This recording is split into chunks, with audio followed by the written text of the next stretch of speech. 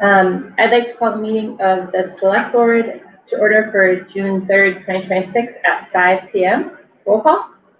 Laura Schiffrin here. Sarah Logan here. Valerie Goodrich here. And if you join me in the pledge. I pledge of allegiance to the flag of the United States of America and to the republic for which it stands, one nation under God, indivisible, with liberty and justice for all.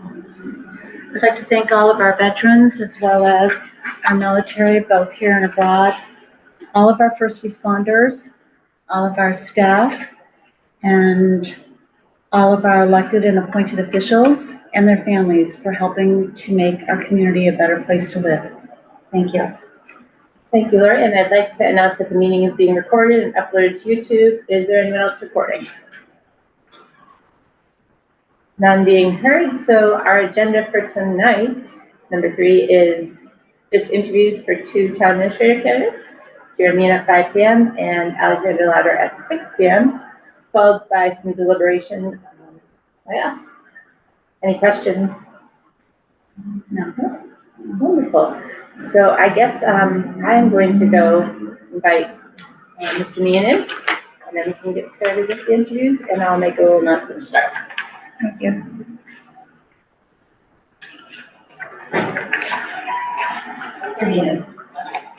All right.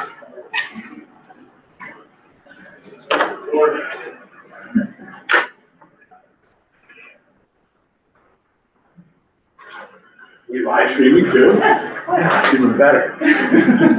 Oh yeah, and being recorded. Even better. You guys need copies of my resume? You have all of that? We have it. We came prepared. Yes, ma'am. We're Always. select board people. Okay, I'm gonna grab it anyway. Sure. Mr. Meehan, how are How's it you going? today? I think you know all of us. I'm just going to start off with a little something and then we'll get going. Sure. So I'd just like to thank, first of all, the screening committee and the candidates for their time invested in the application and screening process and for their continued commitment to public service. Screening committee candidates it's not lost on any of us that the process of applying and selecting a town administrator is a labor-intensive process for candidates, the screening committee, and the select board. Everyone we interviewed is an outstanding candidate, and ultimately our decision will be based on who we feel is best fit for the needs of our community at this time. I think for both interviews, we're going to start by allowing the candidates to make a brief 5-minute introductory statement about themselves, and then we have a series of questions. We're basically just going to go around the room that we've prepared to allow everybody to highlight themselves. We'll end by allowing the candidates to add anything that they have feel we may have missed or questions that they have for the board at the end. I'll ask the board if there are any follow-up questions after the candidate has had a chance for an initial response. And then just avoid side conversations and have fun.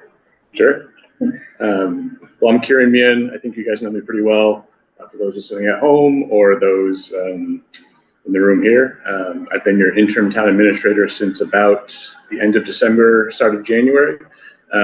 So it's been a really fun and sort of interesting, almost 6 months plus or so. I think Townsend's in a really unique place where it's a town of about 10,000 people. You have a rural freight corridor. You have a lot of really invested residents in the town that, like many communities in Massachusetts, take pride in volunteerism, Memorial Day, different events in town, the church, the library, the school system, which reminds me a lot of where I'm from, which is I grew up in a really small town in Connecticut. It's about 4,000 people now. It's part of 3 towns as a regional school system. My parents were both municipal servants. My mom was an English teacher all through high school. I actually had her as a teacher, which was really fun in high school. A little awkward at times, but my father comes from city development. He's been a mayor, first selectman in our town.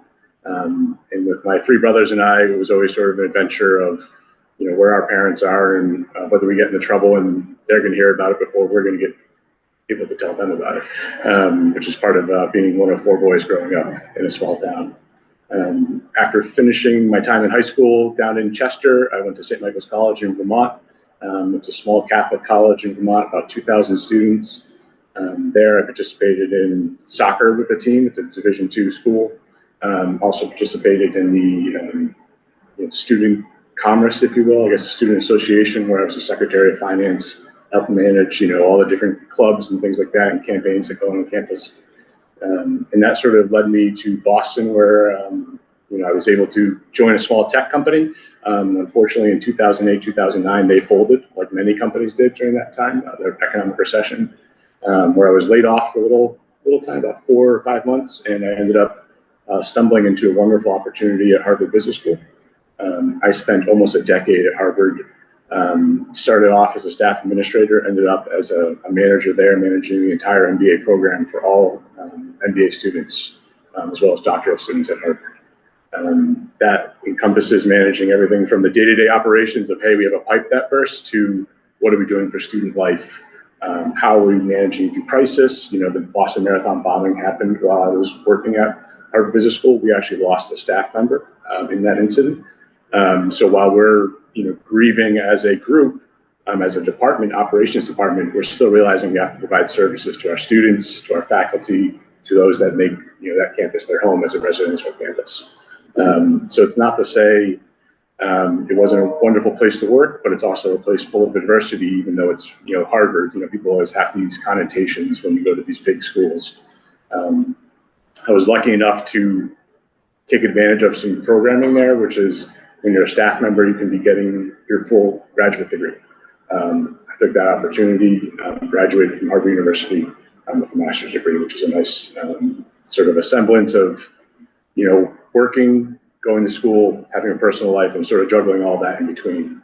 I spent, again, just about 10 years there, ended up realizing that commute from Dunstable, Massachusetts was arduous. It was almost 2 hours each way, and found an opportunity at Broughton School, which is just a neighboring community this way, where I was their database administrator for the admissions department. Broughton School, fantastic, private organization in the area. They have wonderful students from all different parts of the world, varying levels of income, New England boarding school kind of life. But they did offer me an opportunity to learn a new skill.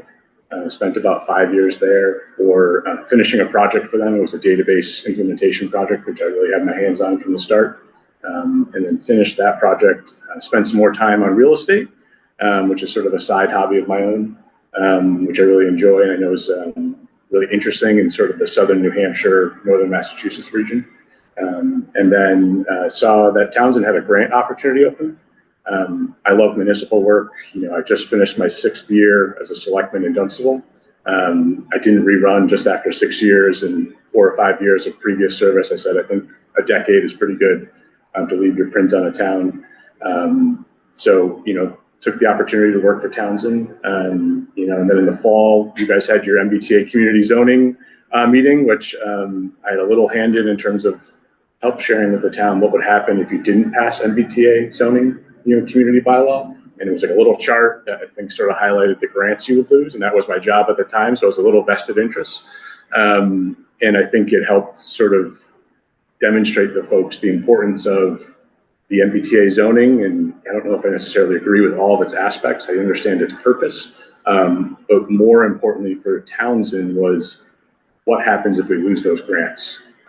I just finished a grant this afternoon for the town as your interim town administrator, and it's going to help create the bridge design for the Brookline Street pedestrian bridge. That's a grant that could be awarded to the town for a 2-year design and permitting project that's worth about $300,000. So I think the grant and the grant role in the town is really important, and it's sort of, I think, opened the doorway for me to help sort of see what your previous town administrator had going on and sort of work hand in hand with them at times. And then you guys took a chance on me. I'm very appreciative of the opportunity to work with your town, work with your employees, work with your residents, and sort of see where things go from here. Well, thank you so much. Are we get started, Lori? Yeah. A few tidbits in there that I didn't know yet. Yeah, it's like keeping people on Not their toes. surprised. Yeah. Not surprised, though. Yeah, so I get to go first. What aspects of your municipal leadership experience have prepared you to guide a town like Townsend through current challenges, and how would you apply that experience here? Yeah, so, touched on some yeah, of that. fun question. So I've quite literally been in the very seats that you guys have been in before for 3 town administrators, having laid one off, hired 2, and then extended a contract of a 3rd. So it's a really challenging role to be the executive branch of the town. The role of the town administrator is to execute the policies that the select board sets with the residents. And I think, that presents challenges from day to day, because you never know on a day-to-day if the air conditioning is not going to work in the building, and what that does to employees while they're trying to enact the policies that the select board have, charged on them from the residents at town meeting, at different conversations. So I think I can, fully say I empathize for some of the challenges that are in front of towns right now. You have a community that is very loyal to the town, very fiscally responsible, and that presents challenges in our world where the costs of utilities are 9-10%, and your tax levy can only increase 2.5%. And I think it's kind of disingenuous to say over time that we're just going to do more with less. At some point you can't. And I think Townsend sort of, I'm going to steal a thought from one of your leaders here. What side of the fence is Townsend on right now? And how do we move forward in a positive way rather than fall into the ether and sort of be dealing with really negative consequences and a lack of forward motion? So I think kind of a long-winded answer, but it's an opportunity for the town to kind of stabilize. And you heard me say it last night, like I kind of like the manila folder version of life, kind of bland, and we function, we're stable, and we do what we can with the resources we have, and not overextend ourselves more than we have to. So. Thank you. Follow-ups to that? All right, Karen. Given the turnover Townsend has experienced in the town administrator's office in recent years, what would you do to establish credibility, strengthen relationships and employees and elected officials, and rebuild public trust? Yeah, public trust is tricky. I'm not a huge Facebook person, but I know the power of social media and what it means to different folks, especially because it's so accessible, whether you're in the car sitting at the traffic light and you're quickly looking at Instagram or Facebook, or it's, you're just catching up on YouTube and you're watching someone who's got a video of a meeting up, or it's the town's own TCAM function. So I think building credibility it's very incremental. For me, it starts with, you start with your staff, and it's the same message, and it's really dull. It's the same thing over and over again. I've heard from a number of staff just this past week, hey, good luck in the interview. We hope you do great. We'd love to see you stay, which is a tremendous compliment. But that trust has been built from being the same person since they met me last March. And I don't think wavering, or being, Dr. With the Jekyll and Hyde, I think just being the same person who brings candy and says the same thing over again. Here's the budget. Here's what it is. There's no surprises. It's been the same since day one. And that will help sort of disseminate to the public that way, because our staff work a lot with our boards and our commissions and our committees. So it's an opportunity so they could say, hey, the town administrator's office, select board, figured something out. It's the same bland message over and over again. And that communication will build trust over time. It starts with a couple of good town meetings. We were really fortunate at the March special town meeting. It went pretty well. I think you guys did a great job at the annual town meeting, and that really helped, I think, let people know, the 120, 150 or so people that came, that things feel positive. It was one night, it was 3 hours, it was a PowerPoint presentation, it worked. I think that's a real compliment to some of the messaging that your board is supporting, and that allows your town administrator to be successful. Can I do a follow-up? Yes, of course. Any ideas on how to get that consistent message out to a wider demographic in our town, besides when you say 150 people showed up at town meeting? That's really not a lot of people. And it's usually the same people at board meetings and the same people here. So how do you get it out to a wider audience? Yeah. Or any ideas that you have to do that? Yep. So in smaller communities, you'll see people print newsletters and send them to the mailbox. That gets kind of expensive. I think we touched on it recently with one of the staff members here about getting the TA reports online and just making things more accessible.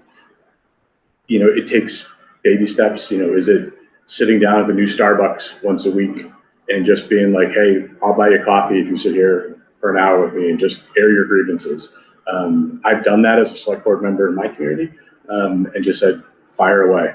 And you let people just sit down with you, hoot and holler, and you just start to build trust that way. So I think given the opportunity, I could probably come up with a few communication platforms and ways to do that. I half joked with one of your residents, Cindy King, who's I think live streaming this now, that if there was more interest, I probably would have liked to sat with her on her news channel to talk about the annual town meeting warrant. Because people do click and watch and use our YouTube platform. So maybe those are different things that we can take advantage of down the road. Yeah, I have a good friend who's a second member in Acton, and they do like, their TA sits down with a select board member, once a year, and basically does a little like Heidi Ho question, just for fun. And then they put that on YouTube, and they actually said that's a very, positive interaction because it's not a forum, it's just a casual thing. Last time she did it, they were talking about how much they love town meeting more. So silly things like that, I think. And I think, you have, like, we're going to see the benefit of Starbucks in sort of the growth overlay for the town. Like, let's try to create some more business for them. That's sort of where my head goes. Or is it, sitting out at Dunkin' Donuts, back here where I know folks sort of hang out. Some of the seniors I've seen down there when I'm getting an iced coffee sometimes, they're down there hanging out, having coffee. Why not sit there and see what they have to say?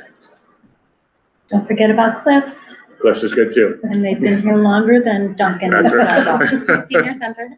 Senior center. Senior Center, Tea with A the lot of TA. places. That's right. Library, That's right.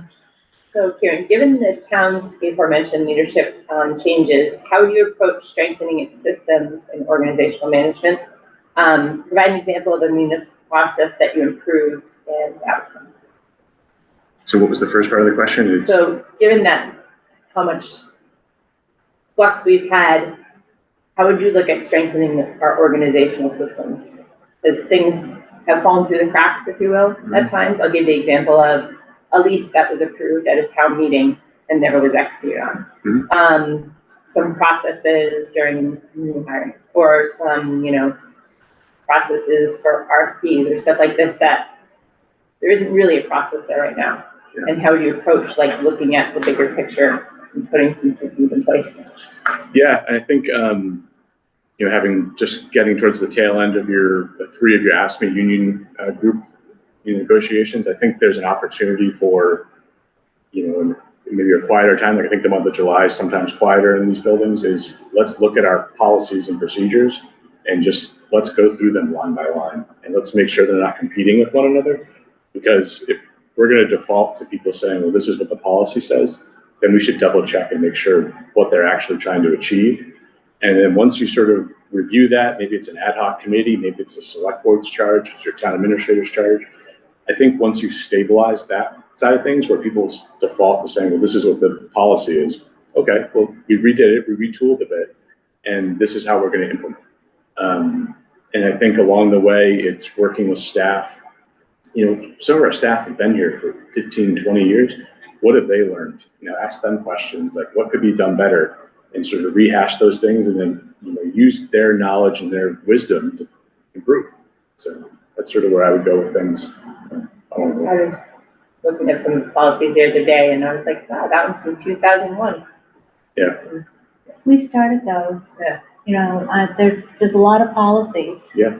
And the select board was doing it, and I guess of course, we had things get in the way too, Yeah. as far as FinCom and, finances, but, so that took over a lot of that, but probably doing one policy every meeting until they're all gone through. And they're really valuable. When I think of 2001, that seems like forever ago, because it was 25 years. So I think it's, every so often it's a good time to sort of bring it back to the table and sort of have a campfire around and say, how have we done this? Is it actually effective? Like, what could we improve? What did we learn? Because we have a great number of minutes and meeting, videos online that we can go back and reflect on to do that. So. Yeah. Lori? Okay. As a town administrator, you would serve as a steward of public funds and custodian of taxpayer dollars. Describe your approach to making fiscally responsible decisions, particularly when balancing competing priorities and limited resources. Yeah, it's a particular challenge for Townsend. And this is in my resume. I brought it up at town meeting and I brought it up at various staff meetings, but it's 2.5% for a reason. And I think you got to live within your means. I say that knowing full well that that's very challenging when utility costs, again, are jumping at 9, 6, 8, 10%. But I think we need to encourage the transparency in terms of this is what 2.5% gets you, and here are the results if you want to grow more than that. And here's what you lose if you aren't able to, fulfill those obligations. I think that's true of our vendors. It's different contracts we have, and I think folks have to get on board. But this is the way Townsend can survive and sort of right the ship, if you will. We went through that recently with just our town meeting. You see, it's 2% all the way in the far right-hand column. Other than a few different specialized buckets, it's 2% all the way down. And we're fortunate enough that the residents supported that effort this past annual town meeting. I think if I can just have one thought for that there is, Townsend has showed time and time again that Proposition 2.5 overrides don't go over really well. Mm-hmm. And I know that some towns are very successful. Do you have any ideas of how, in a future world, that maybe could be a part of the picture? I think for Townsend and override, you guys have had very little success with many of your residents. I think it's close to 50, 60% of your town is on a fixed income level. So I think you have to be really respectful of that because those folks are turning the lights on. The cost of Verizon TV has gone through the moon, and they may have kiddos and they have family obligations. So I think, challenging folks to consistently say, do I want more money taken out of my pocketbook for something that could be as simple as, turning off the AC because it's hot is a little unfair. I think an override in Townsend really has to be systemic from day one, July 1, all the way up until the vote. In order to get a complete buy-in, or else it's just kind of a wasted effort. And, I thought the police override worked really hard to achieve that. They weren't super far off from getting that vote through. But it says a lot when your police or your first responders aren't able to successfully, persuade residents to increase their taxes. So, that's just what it is. There were a lot of overrides in the Commonwealth this past year. I think so far it's been 1 out of 5 has passed, just kind of a ballpark stat in general. So. Well, it's very difficult to compete with anything over 2.5. It's what it is. And that's what the state allows. And how do you get people to finally realize, at some point we're going to have nothing left, but insurance cost and, benefits or whatever, but we're going to be we could be down to 1 day a week for the town. Yeah, there's town hall. Yeah, there's a world that, that's sort of the nuclear option. I hate to say it, but I think your staff and some of your residents have begun to realize, like, we just keep edging closer and closer to that, point where it's, to your point, it's just insurance costs and it's just snow and ice in schools. Yeah, snow and ice, right? I forgot that one. That should have been first. And that's just sort of what it is. But it's the reality a lot of towns like Townsend are facing. So we're not uncommon. Yeah, and it's not news. It's not news. It's not news. You can only say it the same way every time because that's what it is. All right, moving along. Managing employees and resolving conflicts is a revolving responsibility of the TA's office. How do you approach these difficult interactions? Yeah, I've had a number since I've started here. So I think it's, always hearing both sides of the story, doing a proper investigation and understanding what happened depending on the seriousness of the issue. And then, I'm not a human resource officer, but I think if you're able to try to sit folks down, if it's as simple as enough as like airing of grievances and sitting down with party A and party B, and there's a mediator, whether it be myself or, another vested partner, I think that could yield really, really positive results.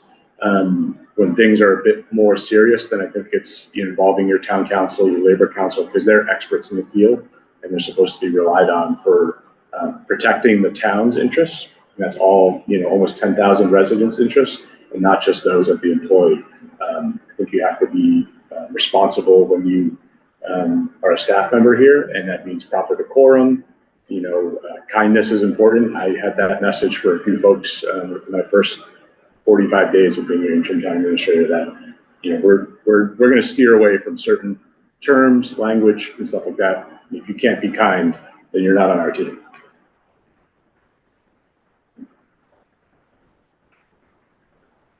Good. So, what do you see as some potential benefits and challenges in having changed from a 3-member to a 5-member select board in Townsend? And how would you help to navigate that extension as Chief Administrative Officer? Fun. Yeah, that's, I know a lot of communities are facing this challenge. So I think it's great to have more, perspective and different viewpoints for the town. I think that could be incredibly positive for Townsend. I think during that transition is, whomever runs and wins, I think it's, catching up with them and saying, how do you want to do this? What are you interested in? What are your passions? And, what made you run? Because I think to be a volunteer and to give your time and so much of it to the town is really quite a service. So it really depends on the folks. Do they have any experience in local governance? Have they done it before? Where do they come from? So some of that just kind of writes its own story. And then as the town administrator, you're there to support them, be available, rain or shine, to see what they say and what they can do, and sort of take it from there. Kind of a blasé answer, but it's the way it is. Not a lot of room for, Yeah. kind of is. And I think our board is hoping to kind of, help those people on board. It's going to be a transition. There's no way around it. So. Yeah. We need more help. Yeah. True. So it's Less welcome. liaisons for you guys. That would be the win. It's like a lifetime position. Yeah, Corey. Okay. What are your thoughts on using intermunicipal agreements to tackle fiscal and organizational challenges for Townsend and its neighbors? Yeah, thoughts on regionalization is actually on my list of notes I just made. We're unique because of our staff's representation with union groups. So that does prohibit some regionalization in different aspects because it changes a job description or it co-blends it with a Pepperell or an Ashby. So there are some limitations when it comes to regionalization. However, there are roles that I think, given the opportunity and compensation, those folks might be more intrigued to see what could be done. Ashby is a very small municipal government. They're only open about 3 days a week or so. Pepperell's a bit more robust. They've got fewer, more people, more resources. So perhaps there's an opportunity to, we talked about the animal inspector last night. Like, could we share that between the two towns? So some of those lesser roles, you might get some buying power. I think that could be said for Lunenburg. I know they're potentially discussing a water opportunity, and sort of their fallback option is to sort of team up with Townsend Water and sort of see if we can bridge the gap for their systems. Yeah, I think there's this board last year kind of started opening those channels to towns around us, and I think it seems most of the towns are open to conversations as positions come up and need to be built. So As long as it benefits everyone. Yeah. And not not just just one side. same boat. And it could, there's some buying power, maybe it decreases costs, maybe a shift, insurance. I mean, however it shakes out for individuals and different personnel. So. All right. How would you handle employee and public perception when managing union and non-union employees under different rules and contracts? Yeah, so I think that goes back to our policies and procedures in our handbook. And again, we're coming towards the tail end of 3 union groups, and we're going to kick off a 4th on Tuesday in terms of negotiations. So I think it's getting everyone on the same page And, our union groups are great. They're responsive. I think they collectively work pretty well with their staff members. So I think it's just trying to approach it in the same fashion. Everyone gets treated the same, because that's the most consistent way to do management is, whether you're on the Yankees or the Red Sox, you're still a baseball player. You still work for the MLB and you work for the fan or a taxpayer. Let's think of it that way. We're all on the same bridge. So.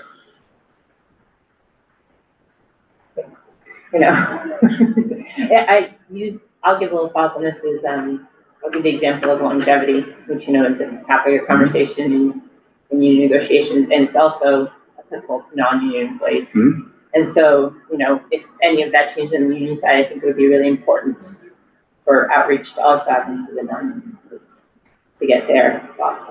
Yeah, I think it's, I've started to do the math for folks in terms of what longevity actually means. And I hope everyone uses a little AI to investigate on their own and what that impact could be to everybody rather than just those that have been here for 20, 25 plus years. So. Any follow-ups? Okay. So this is kind of probably a complicated answer, but we have time, so feel free to run with it. What steps have you taken to prepare for this interview? And based on what you learned about the town, what would your priorities be during your first 6 months as town administrator? Sure. Yeah. So it's kind of been a trial by fire. Yeah, right. If I'm being brutally honest, it's, again, I'm deeply appreciative of the board and the residents and the staff for taking a chance on me. I was pretty upfront where I'd never been a TA before. But, I think in a town like Townsend, though it's wonderful and it's complex and it's got a lot of characters and, tremendous staff, it's a learning opportunity for me. Just as much as my first 6 months as a Dunstable Select Board member was when we were mid TA search, and then COVID was right on the horizon, and a school system that was trying to figure out what to do with COVID, and meetings with the building wide open in February. Like, what did that look like? So I think in the first 6 months, let's say July 1 fiscal year, it would really be focusing on what the next fiscal year looks like. I've started to do your books for next year, and I can see that there's a tsunami coming. I've been really upfront with the staff about that.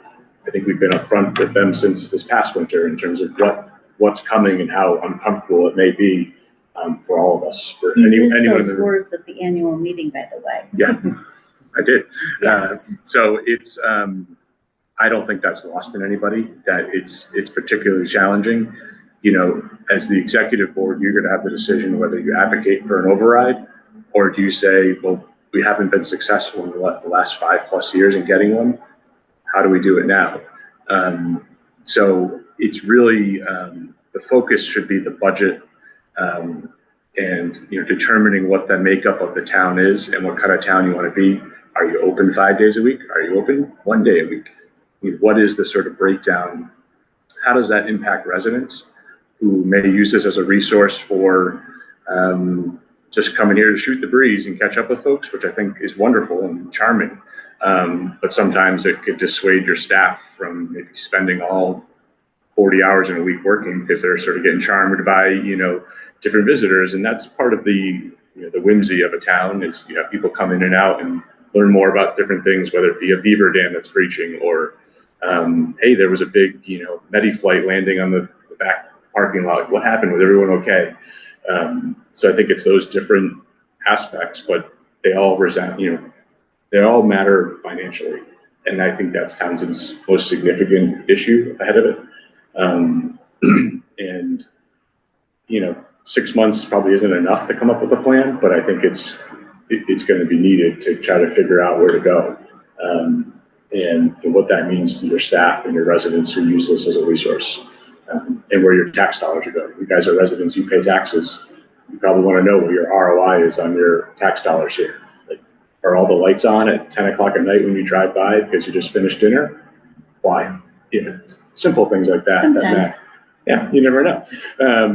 I turned some off last night as I was leaving. Right, so it's really an opportunity to really sit down with staff, sit down with your executive board and your FinCom. You know, they're a wonderful part of this process because they are sort of your checks and balances here.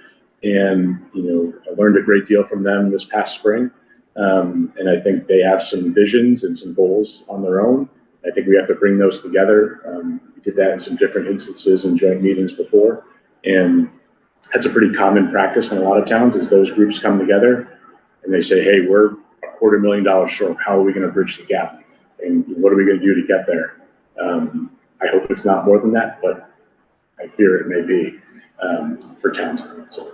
It was, I'll say that, you know, this year I felt that it was nice when those meetings were coordinated and, you know, everybody kind of got around the same page on a few instances, like, you know, the hiring freeze. Yeah. And to get support from both groups was important. So. And it starts from day one. I mean, I think it's, I remember going to one of their meetings and we went line by line through the budget. And, you know, part of me enjoys that because I don't know everything. And the chair of the FinCom was like, hey, you missed something here. And I'm like, well, that is important. Like, how else are we supposed to learn? How else are we supposed to get better without someone saying, hey, you just missed something here. We can fix it, but like, just make sure it's right. So I think it's sort of, it's a teamwork. It's an effort that we're all on the same page together.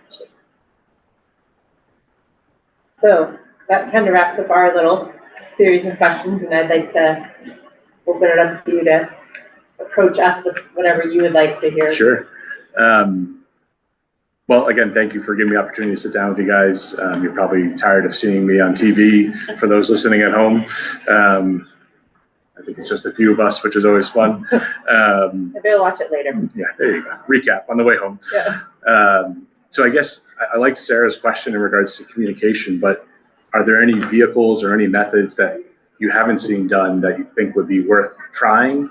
And like, what does that look like to you? I mean, I think it would be great if more things were on the website, Mhm. as well as doing something on Facebook, where I think a lot of the local people are on Facebook.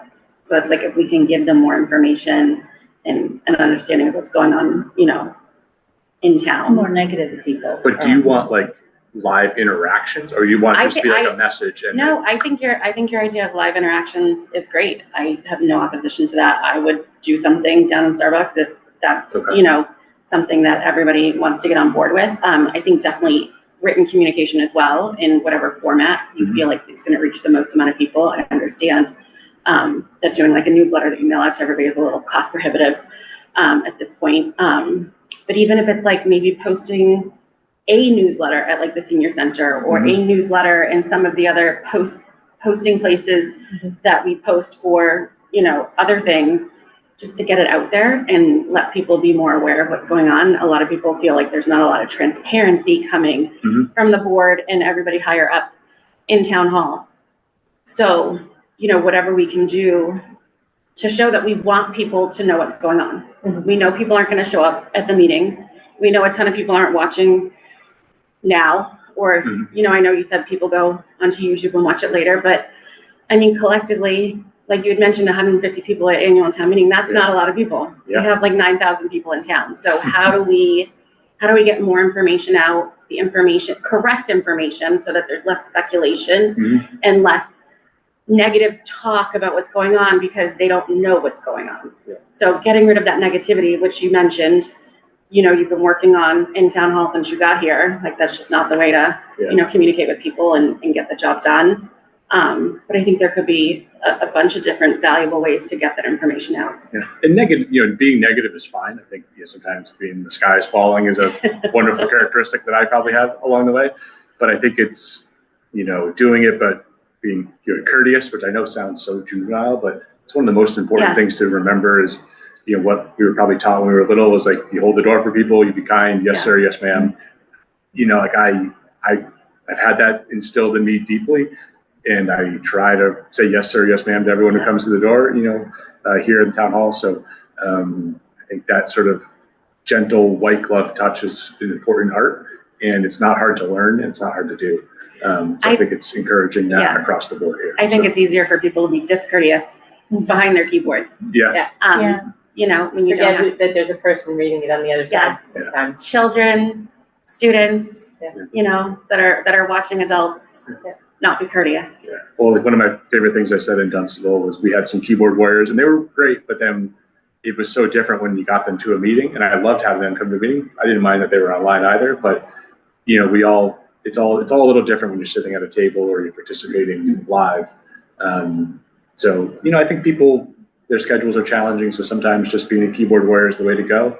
For sure. I think it's, always keeping sort of proper decorum along the way. Yeah. So that's a great communication suggestion and certainly. But yeah, getting the factual information out there, and also like the wins. Like you said that you're just finishing up on a grant. Mm-hmm. You've had some other grants come in. I'm not seeing those like. Yeah. I know about them because you told me, not because if I was sitting at home, I know where to find that information. Right. Could be a new bridge. That's what we're working on. Yeah.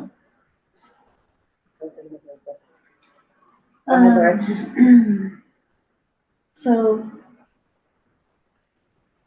we have been talking for a few years, actually, not just now, or even since I became selectman, but for TCAM to do little roundabout Townsend things. And honestly, our schedule has just been so fluxed all over the place that we can't get to do the things that we wanted to do. Yeah. And then when I tried for some of the department things, then we had some departments that didn't want to go on camera, like just for little snippets of 5 minutes of what they do or what the process is for their departments. So it's not like that we haven't tried or talked about it. It's there, and TCAM will be very cooperative, about it to get it done. So I'm sure one day it will be done. Well, and you and I touched on it back in the spring where, it's like the dunce, we called it the Dunstable Minute, or I was trying to think of what the Townsend mascot was it like, in where I grew up, it was the Chester Squirrel. So like there was a little, that's the mascot of the town, which is hilarious. But, it's, you just spend 3 minutes. You guys have Townsend Tigers, right? I don't know. I have no idea. You don't have like a town mascot? I didn't know we had a NM has the Patriots. Yes. What's Yeah, the town icon? No idea. No So idea. that could be the first thing we do is create a mascot for the town. So I like the Townsend Tigers. That's where my head goes. But it's the Townsend Tiger Minute. Something like that where it's it could just be a picture of town hall, and it could be myself talking like, this is what happened. Here's your elevator pitch in 2 minutes. Yeah. And I think we talked about it, and then my responsibility just got pushed to the wayside because there's a lot going on. You still want to see Townsend first in Townsend first, yeah, we're working on that. I mean, there's so many things, honestly, that we had ideas about, but then stuff happens and you have to deal with the stuff. Yeah. That takes away from the progress, I think. Yeah, and I think it's sort of a couple steps forward, sometimes a few steps back, but it's, once you sort of stabilize the ship a little bit, maybe we could explore those other opportunities. Or it becomes just part of the weekly or bi-weekly process that, myself or whoever your TA is working with your admin staff to say, hey, we have this to do. We have to do it on Monday. It's every other Monday. We know we got to get it online. It's just a checklist thing. So I think stuff like that becomes really tangible and isn't hard to implement once you've just figured out the parameters. Take it from there. So this is kind of a question that I had thought I'd add at the end if we had time, which we do. So as kind of a first-time permanent TA, what additional resources do you think you will need?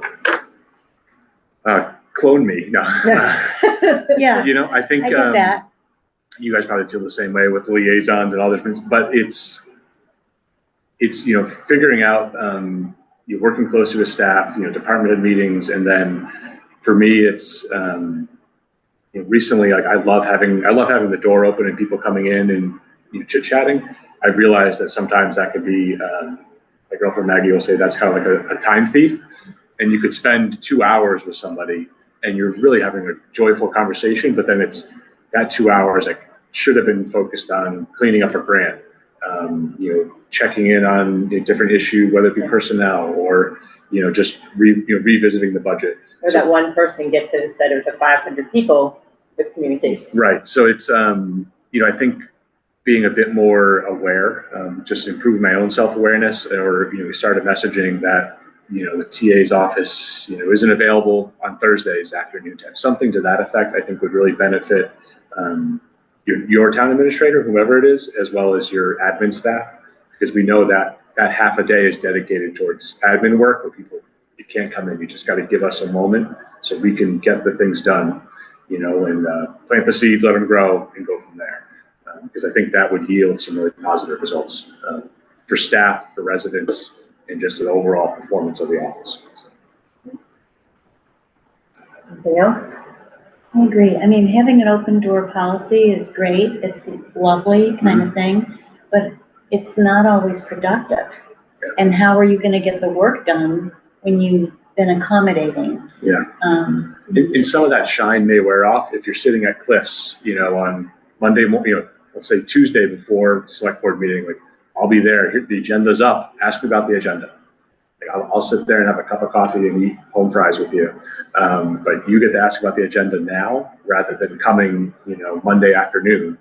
And when I'm trying to prepare for the meeting for you guys, so we're well-rounded and we're ready to go. Are they open before the meeting? I'm not sure, but I just thought No, like I think they're Tuesday breakfast morning. and lunch. Yeah, or Tuesday morning because the Morning, agenda's yeah. up, you know. Yeah. Just be like, hey, you can come and I can have breakfast and you can yell at me if you need to. So. Yeah, you can do that. Yeah, right. I mean, but that's like a lot of town administrators and town managers are doing that, and I think it's yielding some You have to positive results. publicize it though. You do. And I had, I don't know if I mentioned it in the candidates night when I was running, but I talked about having, you know, like open select board hours and rotating your members to sit with the TA during that time. Yep. We, you know, a select board member doesn't have to really answer anything, but they're seeing and they're hearing, and then when everybody takes a turn to do that, you know, once a month. Yeah. If there's 5 members, you have to do it twice a year. Right. Skip the. I mean, that's a great idea too, but again, it's like one of those ideas that, yeah, they were all great It's a pipe ideas, dream until it, but we couldn't get there. Right. We can make that because- work. Yeah. With whoever. It might, a little effort for everybody. So, it's a little budget ask. It's not, you could just do the math on it. If it's once a month and it's $100, it's $1,200 for a year. Yeah. So you know, it's pretty easy to gamify it out and just figure out who will visit, and it may be nobody certain days. So then your TA is sitting there just doing work. Yeah. Because you can sit there with anywhere with a computer these right. days and do work. You're available. So. And then having different times, I would say. Morning, nights. Yeah. For those that For work. people that can't, I have a whole thing I think I talked to Nelson about, so I'll just bring it back. Okay. Well, like your towns like Carlisle do it, Dunstable, Groton, Tingsborough's doing it. I think his name's Colin. He's new and he's crushing it. He had a great town meeting, great resource in the area for a larger community with a lot of different commerce and things. So they're yielding some really nice results from those interactions with people. So. Wonderful. I think we're good. Yeah.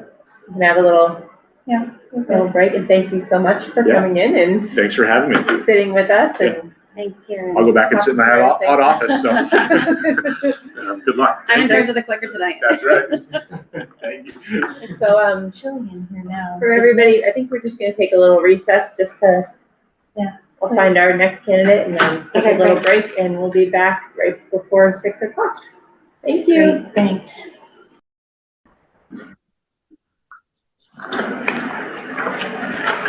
Second, let's start this back up. So welcome back, everybody. For our little break there. Alexander Louder is here for our 6 p.m. interview. I'll just give you a little introduction, Alex, that I gave to our previous candidate. So I wanted to say thanks to the screening committee and the candidates for their time invested in the application and process, for their commitment to public service also. It's not lost on us that this process is very time consuming for the candidates and the screening committee and the select board. And everyone we interviewed has been outstanding candidates, and ultimately our decision is going to be based on what best needs of the community at this time. And I'll add that, you know, checking everybody's references was just a wonderful process. And if you want some optimism in the world, call and check references for 2 really good candidates. This process, I'd like to start by allowing you to make a brief 5-minute introductory statement about yourself. We're going to follow up by a series of questions that the board has prepared to give all our candidates equal opportunity. And we'll end by allowing you to add anything you feel we may have missed, or any questions that you have for us as a board or individually. I'll ask if the board has any follow-up questions after any candidate has given their response. And then just avoid side conversations, and we'll have time for deliberation after this. So the floor is all yours. Very good. Once again, thank you for having me this evening. My name is Alexandra Louder. I am currently serving as the Community and Economic Development Planner for the town of Tewksbury. My journey to municipal government, I think, is like a lot of folks. It kind of happened by accident. And Madam Chair, forgive me, heard a lot of this before, but for the benefit of your fellow board members. This is why we're here. So I started as a member of a volunteer committee, the Public Events and Celebrations Committee, when I first moved to Tewksbury. And that's just how I started getting involved, putting on the annual fall festival, the town tree lighting. And at that time, I was working full-time for a federal government contractor doing contract administration, primarily in wildfire recovery in the state of California, worked with Cal OES, the Army Corps of Engineers, and other government agencies out there. And I was going out to California for a month at a time and started wanting to do a little bit of public service that was closer to home. So when an administrative assistant position opened in the community development department, I knew I had to throw my hat in the ring. I spoke with the select board liaison that I was working with on the committee at the time, and she encouraged me to apply, and the rest was all history. So I entered the full employment of the town as the department's administrative assistant. I was primarily supporting the zoning board of appeals and planning board, a little bit of conservation commission, but I was also handling all of the office tasks, POs, payroll, you name it. I was kind of the soup to nuts person in the office. And when the planner that I was working with at the time chose to end her employment with the town, I transitioned into the planner role, and I've been in that since 2021.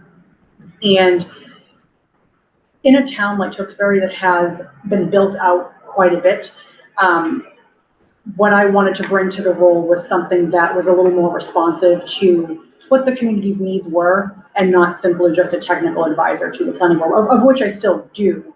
But with a lot less new development, we had to kind of pivot what the position looked like and what the office looked like. So I, at the support of the town manager at the time, decided to add economic development to be a little more prominent in my role. And what that looked like was making sure that I was the first person that businesses reached out to when they were coming to town. And that was because I was so well positioned with the building department, the health department. I worked a lot with the clerk's office, kind of all of those things that you need when you're opening a business. Do you need a food permit? Do you need a business certificate? Are you doing renovations in the space? And then, of course, the piece was always still with the planning board if somebody was building new. And between that and then joining other organizations to really expand my network and make sure that I was always hooking up businesses with helpful resources. So joining the Middlesex 3 Coalition, which is an economic development organization that hosts all the communities that are along the Route 3 corridor, along with some of the adjacent ones, because Tewksbury, of course, is not along Route 3. And using that as an opportunity to network with businesses, developers, and other municipal professionals to really, no one's reinventing the wheel here, so really resource share. I was also heavily involved, and still am, in the Northern Middlesex Council of Governments, where I interact quite a bit with some of your neighboring communities of Pepperell and Dunstable on regional planning efforts. And I'm also on the board of directors for the Greater Lowell Chamber of Commerce, as well as Revolutionary Valley, formerly known as the Merrimack Valley Tourism Board. And again, that's just to make sure that I'm interacting and meeting with all the other professionals in the space, because we all have value and we all have, things that we can bring to the table. And between adding economic development and still staying heavily involved with the planning board, again, still continuing to support the zoning board of appeals and the conservation commission as necessary, including stepping in as the interim conservation agent a couple of times during transition, really making sure that I have a good idea of what everyone does. And beyond my immediate department under that umbrella of community development, I have also taken on training and certification classes with the Mass Building Commissioners Inspectors Association, Treasurer Collectors, DLS with the assessors, still trying to get to the accounting one. That one's a really tough one. I've done the Mass Municipal Managers Boot Camp, which was really, really valuable, just kind of giving a high level overview of all the major tenets of being a manager. And then, between expanding training, really putting everything in community development under my wing, and adding economic development, the other piece is being heavily involved in organizing town events. So like I said, my roots were with the Public Events and Celebrations Committee, and as folks started to move away and their time, because a lot of the time their involvement was tied to their kids being involved in school or what have you, I absorbed that committee into my department. And what started as a volunteer committee eventually turned into actually a much higher level organization of town departments putting on these events. So the fall festival that we had actually grew into something we called Falloween, which was a great term that was coined by our assistant library director. The tree lighting started to come under me, and the next thing that we did was organize a big last day of school celebration, which really was the culmination of individual departments doing a lot of different things and volunteers and participants kind of spreading themselves thin. And what I helped work to do with the cooperation of really every other town department was bring all those things together so we can give everybody the best experience. Outside of work, I volunteer at the MSPCA at Nevins Farm. I foster animals. I work in their low-cost spay-neuter clinic. And I also work with the Greater Lowell Road Runners and work on the Bay State Marathon. It's my first marathon. It's supposed to be a very good one. I haven't run it myself. Yes. Tree light. That's why I'm running Chicago later this year, because it's flat. So, where would you like to Oh, sure. start? What aspects of your municipal leadership experience have prepared you to guide a town like Townsend through its current challenges, and how would you apply that experience here? Sure. So I think the easiest experience to reach for is the cooperation among town departments for fun things like the fall festival events. And that involves coordinating over multiple departments over multiple months, including transitions in leadership, which is certainly something that you have to contend with. A lot of that for us comes from the school packs that turn over every year. So you have one set of leadership that agrees to all these things, and then it changes in July and the events in October. So we kind of have to go over everything again, make sure everybody's still on board, make adjustments as necessary, and then keep going. Another thing that I'm working on right now is the renovation of a school building, so a historic school building from 1859. It's really one of the last historic buildings that we have in town. It came offline as an elementary school in the last 20 years or so, and then unfortunately, it's out. And so I have been spearheading that, started under our previous town manager and continued under the new town manager. I'm functioning as one of the owner project managers along with our facilities manager. And he and I work together to work on the plan review, RFP prep, RFP issuance, evaluating the bids, and eventually putting together the construction contract. And since that contract issuance last, June, we're coming up on actually finishing the construction, but through the whole way, I've been involved in the bi-weekly construction meetings and basically managing all of the contract aspects, so change orders, time extensions, and the conflicts inevitably arise when you are renovating a building that old. Digging up the parking lot and finding that there was a buried swimming pool, and figuring out how you deal with that. Coming up when you have, especially the way mass procurement law works, the subcontractors aren't always the first choice of the general contractors because they don't get to pick them, right? That's not how the file subbids work. So helping manage the conflicts that arise between the general contractors and the selected subcontractors when not everybody's kind of moving in the same direction. So I think being able that project has been on budget, and save for an unforeseen issue with the town's water lines, has remained on schedule. So I think those experiences would make me well poised to be able to take on the challenges in this town. Sounds like quite a big endeavor. Yeah, and forgive me for not knowing this, I didn't look it up, but how many residents are in Tewksbury? Approximately 30,000. 30,000? Yes. And have you had an override there? Not yet. During your tenure? No, certainly not. No, I mean, I think most Massachusetts communities are kind of barreling towards one way or the other, but no, all of our capital projects have been funded by basically snowballing, debt exclusions. So our previous manager, who's with the town for 14 years, pretty much had every major endeavor funded that way. So it's always kind of been within the levy. We certainly don't have any excess levy capacity, but our new growth has been able to pretty much cover. Your new growth. Yeah. Okay, something we don't have. Right, which means that Very gotta come little up with other anyway. ideas. Can I ask a quick follow-up? Yeah. Just to highlight a part of this question, in your research for this position, what do you think are the current challenges that the town of Townsend is facing?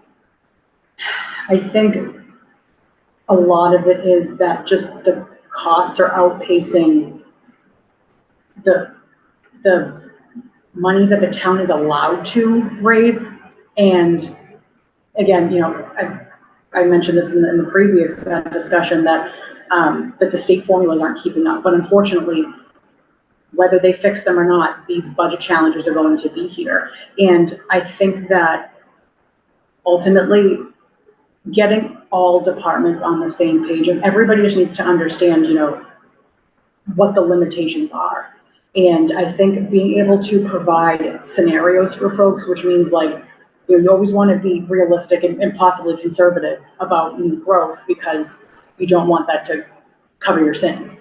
But I think understanding this is everything we have right now, and this is what it's going to take to continue to have that level of service, really helps paint a picture for people. And then ultimately everybody has to contribute to going back to the drawing board. You don't want one department to feel as if they're being targeted because it's easier or less important. But then also thinking of creative solutions for, waste removal, and other kind of service contracts that to the best of the ability, because unfortunately a lot of those companies have a monopoly. So so thinking through creative solutions, but I think ultimately just making sure that everyone's being realistic about what the capabilities are. And if folks aren't willing to make a decision for an override, and that's okay, that's well within their right, but to understand what those consequences are.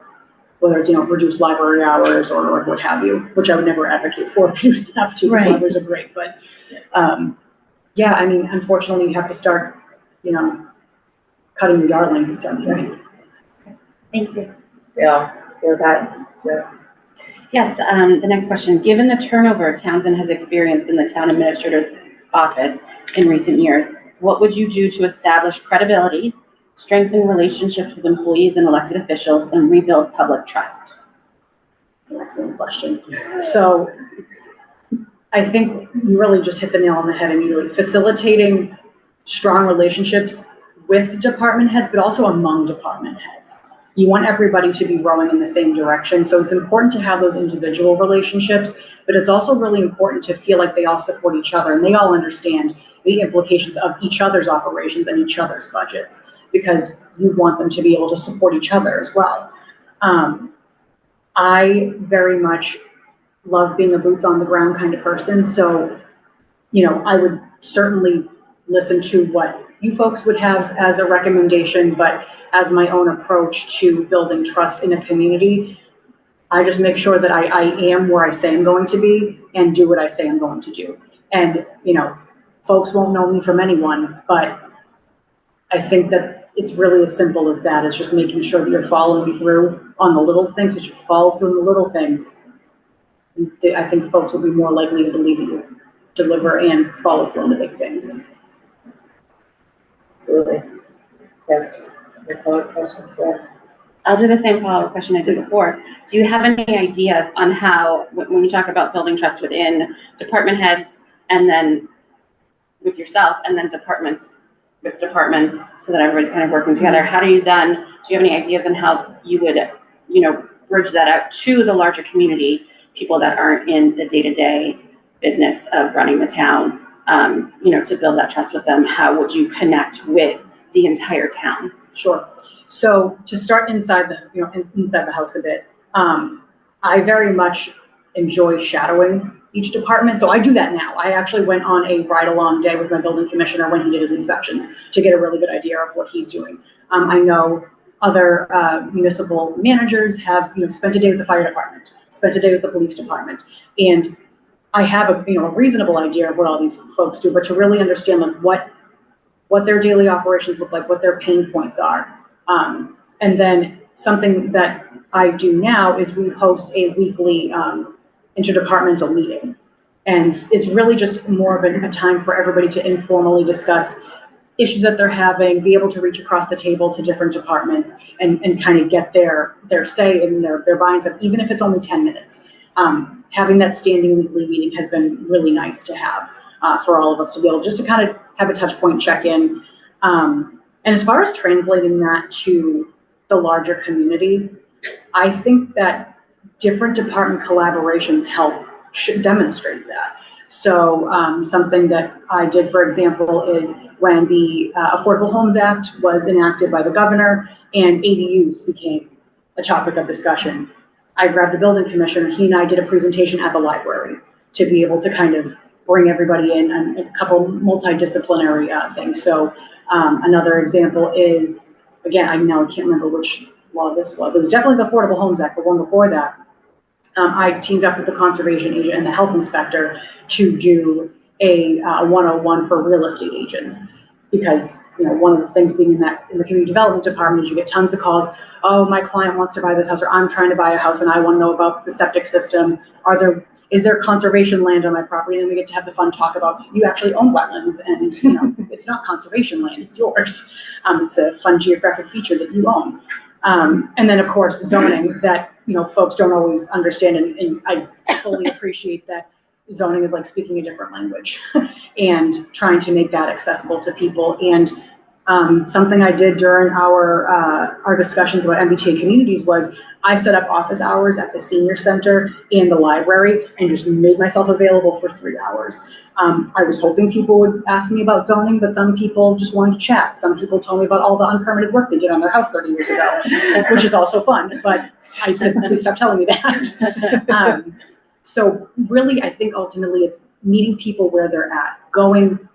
I did a Read Across America and went and read to a 4th grade class. So really reaching out into people's spaces, because as beautiful as this building is, as beautiful as any town hall is, it's intimidating, and people don't always want to come into that kind of formal, like, oh, Robert Tools kind of environment. So going and stepping out and getting stared at the senior center for an hour, being incredibly suspicious of why I'm there, if I'm not going to be playing bingo with them.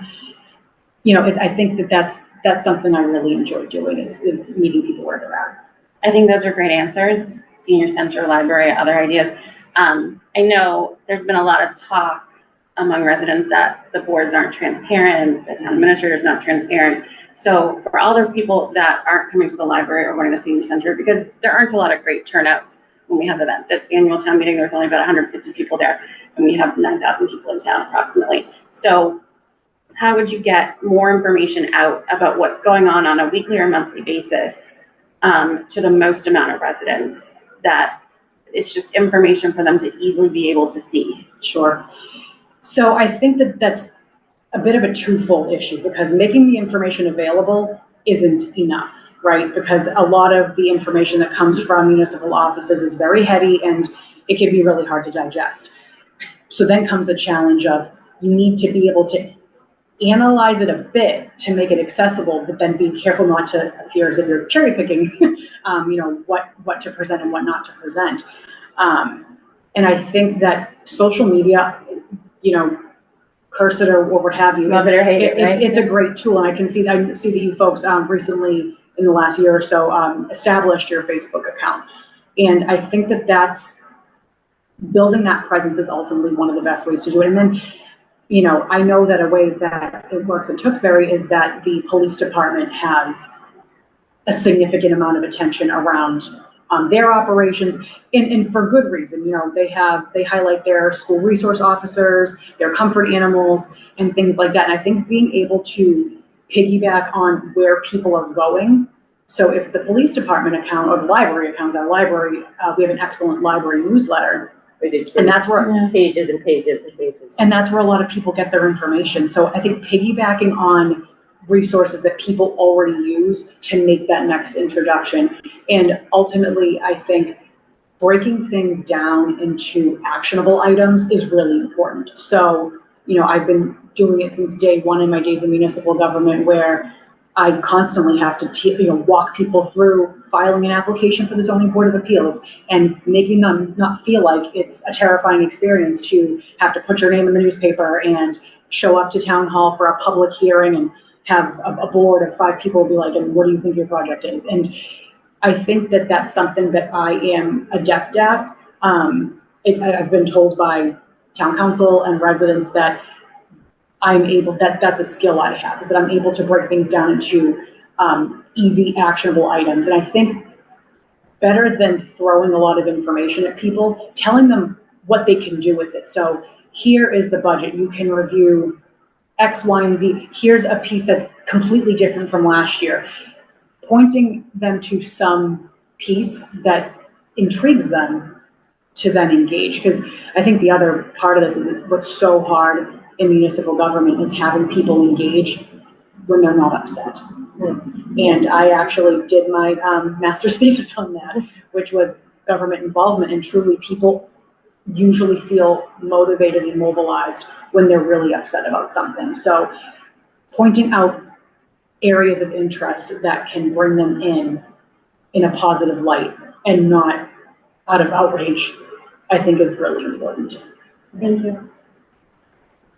I appreciate that take on things, because decreasing the negativity along the way and the side effect of that. Yeah, and just to add, it's also a strategy that I've seen in municipal MMA classes, that yes, the social media is a good tool to communicate when there's a public hearing for, the tree warden, or there's this budget hearing, but also interspersing that with stuff that is feel good will make it not seem like it's just a mouthpiece for the scary stuff.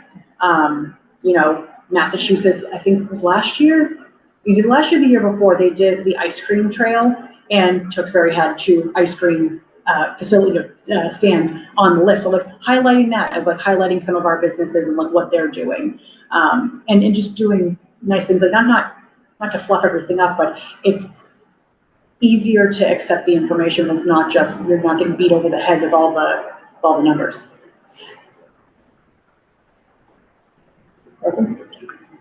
Biggest question. Given the town's aforementioned leadership changes, how would you approach strengthening its systems and overall organizational management?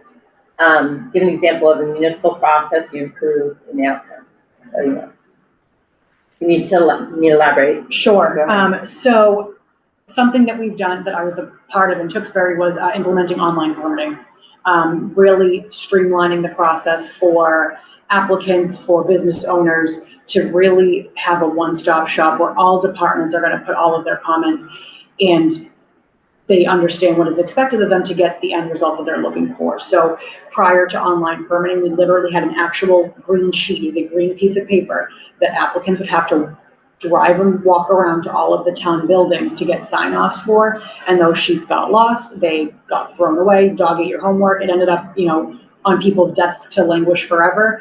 And they would often have to start that process over again because it goes over the course of months, and then someone doesn't remember if they signed off on something. So that was a pretty easy thing to do, and it's been really successful. We've also used it for streamlining DPW service requests, so people are able to submit potholes, branch down, things like that, into the streamlined system. It goes straight to the DPW, and then they're able to assign it to forestry, water and sewer, whatever the appropriate party is. And that's been really helpful, not only for ease of reporting, but for accountability. And again, it's not something that goes into somebody's inbox and dies. There's accountability, and we run reports and we see what complaints are still open. We use this for health complaints, for housing, food, we use it for kind of everything. Just to be able to add that layer of visibility, because then if a resident wants to check in on the progress of their complaint, all they have to do is log into their OpenGov account and they can pull it up and they can see the progress and the comments that have been made by the responding party. What source do you use for that? OpenGov, OpenGov. yes. And we don't. So, does anybody, I don't mean that we don't have open government, but. No, that is we don't- TM, that is the a software. that is a software, yes. That's the software. Yes, So that's like all of your permitting is done Correct. there as Yep. well as the complaint. So it's Board of Health, it's planning, it's conservation, Correct. it's all of that. yes. Convenient, Yeah. yes. It's a big lift to get it together, but we had a really good team and we have a couple of people who are just absolute wizards at the system that know how to manipulate all the if-then statements and build all the permits and the whole back end, and it's really great. And it really keeps, like I said, it keeps everybody accountable, and it's a great place for documentation because we can make internal comments to each other of, say, like, I tag the building commissioner and say, hey, I finished my review, tag you're it.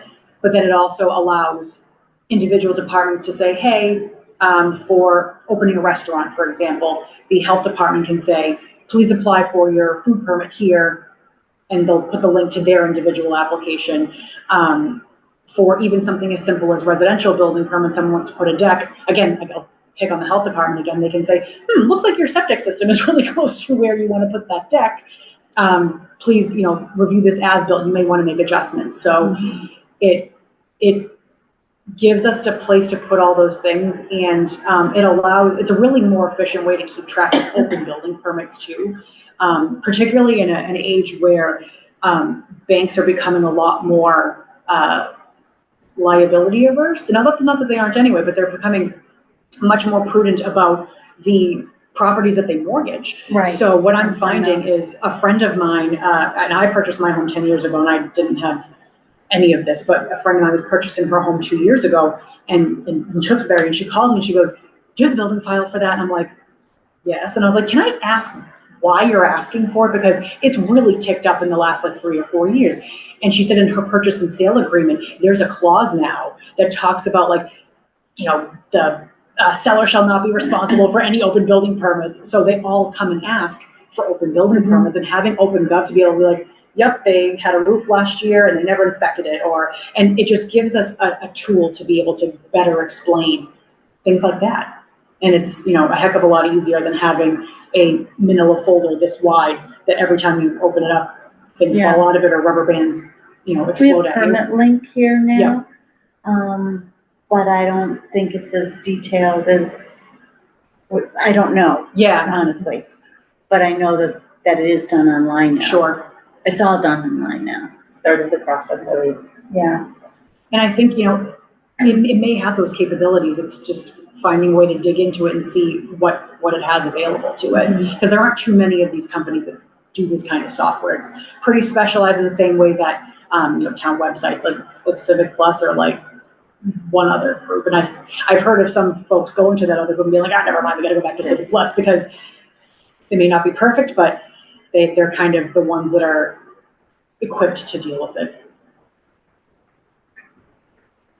Okay. Next. As town administrator, you would serve as a steward of public funds and custodian of taxpayer dollars.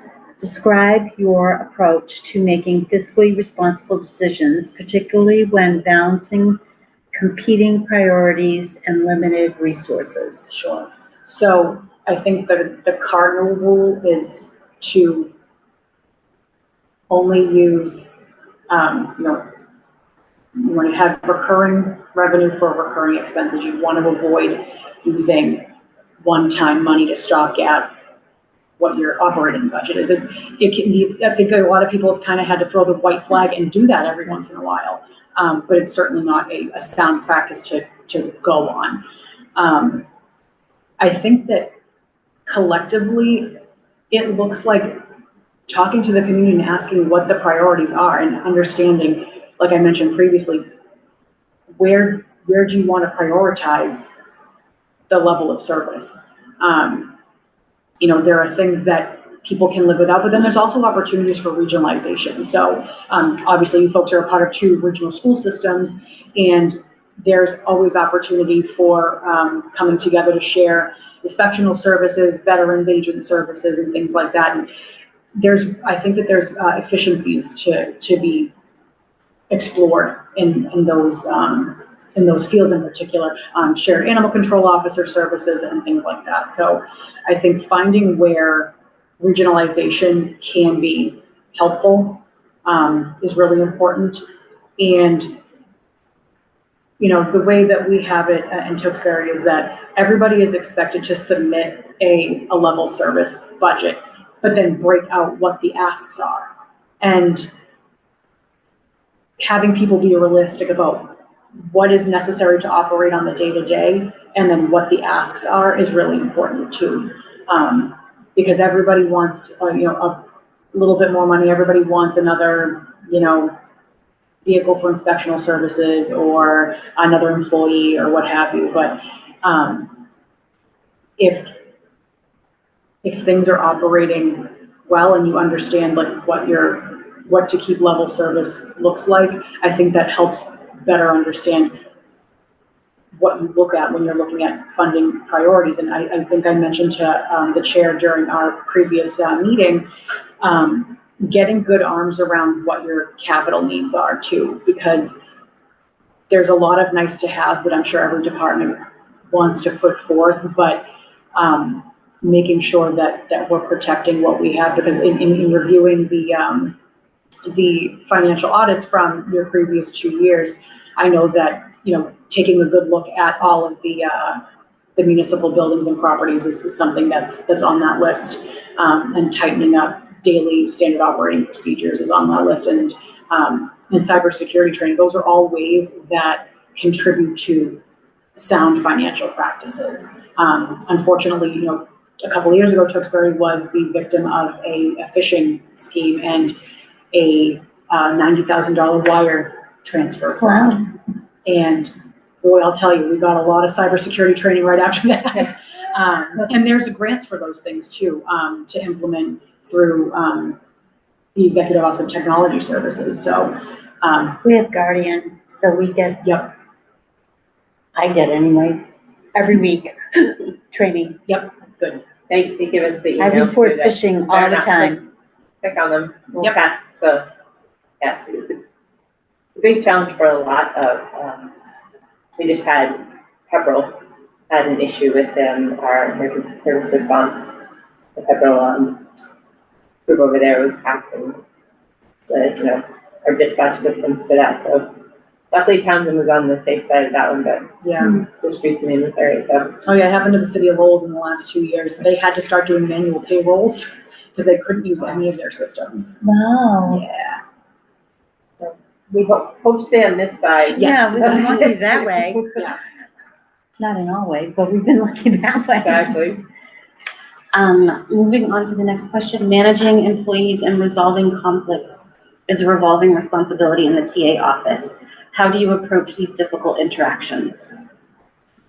So, I can use an example. So we had, actually in the historical building renovation project that we're doing right now, we had what started as a conflict with the general contractor turned into a conflict between departments. And it was the water connection issue that I mentioned that pushed the schedule a little bit.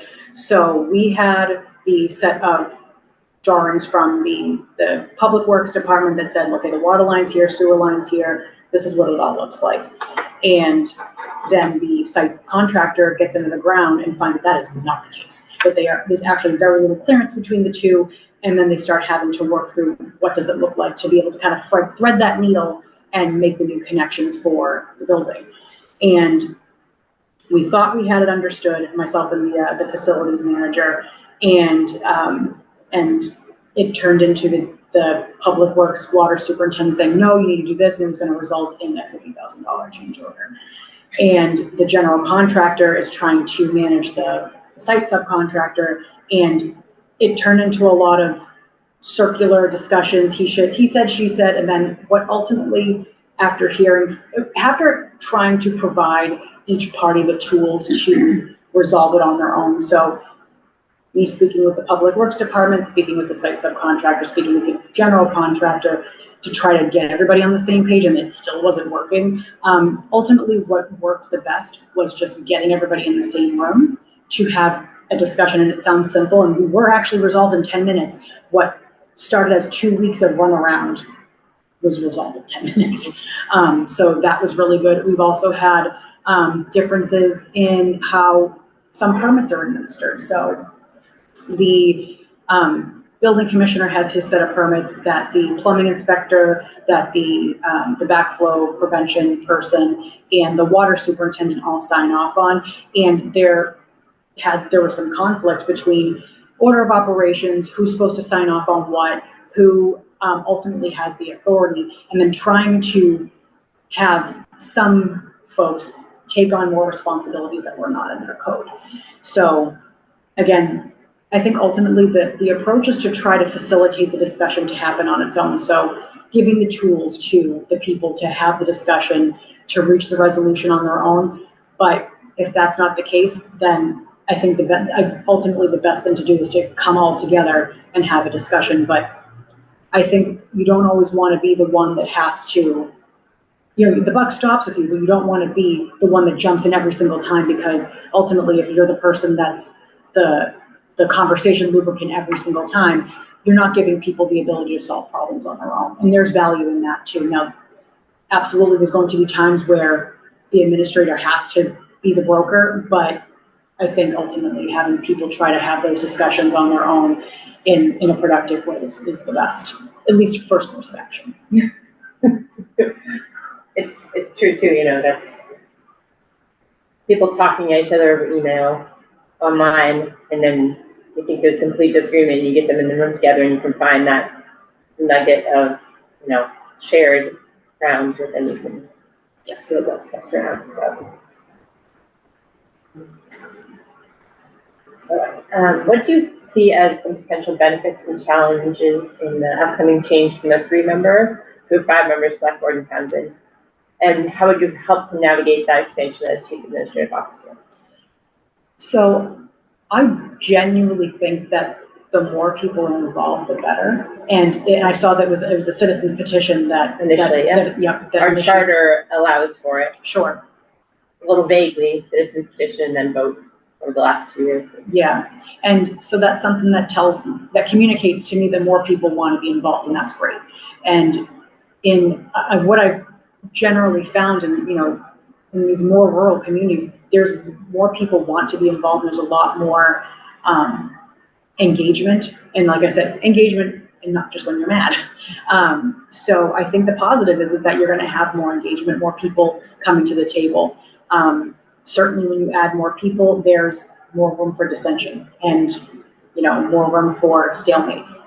All it takes is, one person's sick and then you have a 2-2 and everyone's staring at each other. So, but I work primarily with 5-member boards, and I find the conversation and the debate to be robust. And ultimately, I saw that there was some discussion with town council about how to literally get there. Mm-hmm. But I tend to think that if people are running and they're ready to serve, then the transition shouldn't be terribly difficult. It's more people to keep apprised of everything and more people to kind of work with on a daily basis. But again, I'm used to that level at this point with a 5-member planning board that I respond to. And I think from our perspective, having a chief administrator who helps us put maybe some board policies in place to make everything run smoothly well, and new members and stuff might be a big factor in that. Okay. What are your thoughts on using intermunicipal agreements to tackle fiscal and organizational challenges for Townsend and its neighbors? Love it. So we have an intermunicipal agreement with the town of Chelmsford for a sealer of weights and measures. So the Northern Middlesex Council of Governments, our RPA, was doing the weights and measures for all 9 communities. And then they found that they had the one guy that was doing it and he was retiring and nobody wanted to do it. So they were kind of like, all right, towns, have fun, figure it out. And if you're under a certain size, the state will do it. But Tewksbury was not small enough, and I don't think Townsend's small enough. So, finding those opportunities for, I thought it was under like 5. That was a really low number. Oh, To be able to have the state do, I could be wrong, 3 or 10. Now we're all gonna come to. we're considered in the small town, size. Yeah, I At put the, 9,000. yeah, for the weights and measures threshold, it's really, really Oh, low. okay. Like, just that specific avenue. So amongst the 9 of us, Lowell was like, oh, we'll go hire our own inspectors. Like, cool. We And have then- a weights and measures inspector in town, yeah. Yeah. So we share one with Chelmsford. Chelmsford hosts that person, and we pay them annually to facilitate their benefits and pensions and things like that. And so that's when we also share animal control with Billerica. That's been a long-standing agreement, and it's a really good tool, honestly, because some of these harder to fill positions, there's sometimes not even enough work to warrant a full-time position. Then you see the kind of push and pull of like, you try to offer a part-time and someone's like, no benefits, no thanks. Like, and even if you try to up the hourly pay to make it a little sweeter, you're still kind of coming up empty. So I think intermunicipal agreements are an excellent tool for things like that. How would you handle employee and public perception when managing union and non-union employees under different rules and contracts? So I think across all groups, it harkens back to the point I made earlier, which is doing what you say and saying what you're going to do, but then also not over-promising, right? You don't want to set expectations that you can't deliver on, but also being mindful of what the external pressures are, what are comparable towns paying for those positions. What do those union negotiations look like? We experienced it with our teachers union, seeing they can point to, well, Billerica got this and Wilmington got this, and being able to factor that in, but having realistic conversations, because ultimately, if the numbers don't work, they don't work. And saying, okay, well, you want this increase, but that's where we can only accommodate this many teachers, this many paras, this many administrators, what have you, to be able to achieve that. And just really being realistic about where the negotiation actually is. It's not going to be, no one's going to walk away thrilled. But if everyone can walk away reasonably comfortable and at least understanding how we got to where we got to, I think that's really important. And as far as union versus non-union, I haven't seen that play out negatively in Tewksbury, but what I will say is, when the union positions negotiated an additional personal day, all the non-union folks got it as well, just to make sure that those benefits are all still in the same level. It is a tricky balancing act at times, especially when budgets become really tight. And honoring both sides at that point. Yeah, and I think it's really just a matter of hearing everyone out, being realistic about what the projections are, and then being able to illustrate what different scenarios look like. Because we don't want it to be an arbitrary decision, but people need to understand the consequences of what they're asking for. So I have this little question. What steps have you taken to prepare for this interview, and based on what you learned about the town, what would be your priorities and approach during your first 6 months as town administrator? So what I've done in preparation definitely is reviewing the financial statements and audits, looking through the budget, going through some of the last few town meeting warrants, and really what I'd be looking for in the first 6 months, like was already previously discussed, facilitating strong relationships with and between department heads, demystifying the budget process a little bit. I think that that's a place where good visual tools can be really helpful in helping people understand the breakdown of budgets, how much goes to what, that kind of 60-40 split between school and town, and clearly defining trade-off scenarios and what overrides look like and what you're going to get with or without it. Collaborating with neighboring towns, so intermunicipal agreements, regionalization where it makes sense. And again, evaluating capital needs and figuring out kind of a baseline of where everything is. Looking at standard operating procedures, because that was something that was mentioned in one of the audits, making sure that there's just kind of some standardization across operations to make sure that everybody's kind of operating off of the same set of rules, and whatever the board feels is necessary as far as establishing their own rules and regulations, because you don't want to regulate stuff to death, but if you don't have guidance on where to go, then something as simple as having a flag policy for town buildings can be a weird thing that can create tension that I've seen.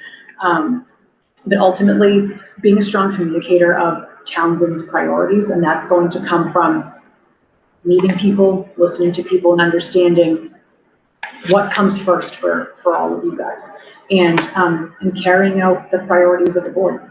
Ultimately, I would be an agent of you all, and you're the ones who are elected by your fellow residents, and that carries a significant amount of weight.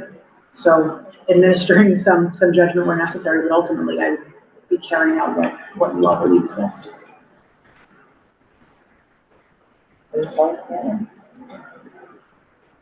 We'd like to open the floor for you to, hit on anything we may have missed, or ask some questions.